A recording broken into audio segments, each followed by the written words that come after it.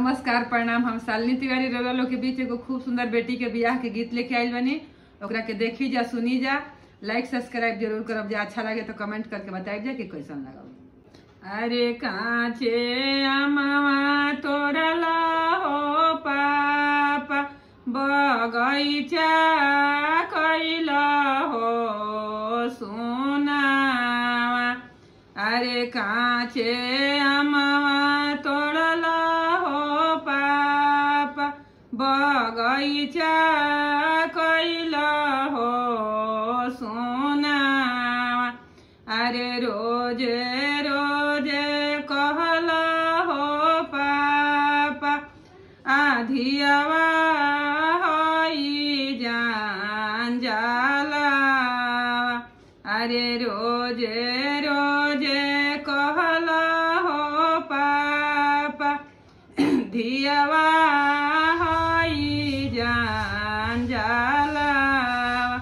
अरे एको दिन ना कहला हो पापा, भैया हवे जान जाला।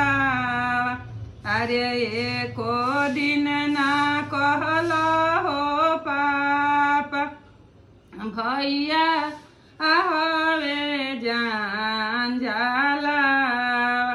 अरे कांचे अमवा तोड़ला हो भैया, बगैचा कैला हो सोनावा।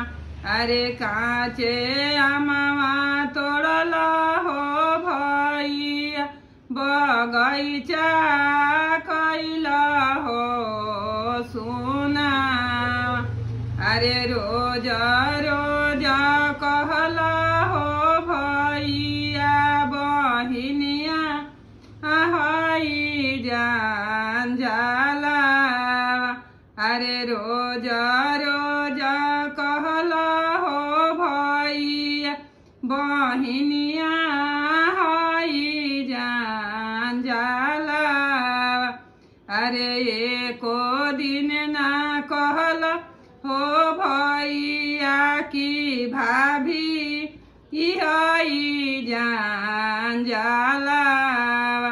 अरे एको दिन ना कहला हो भैया की भाभी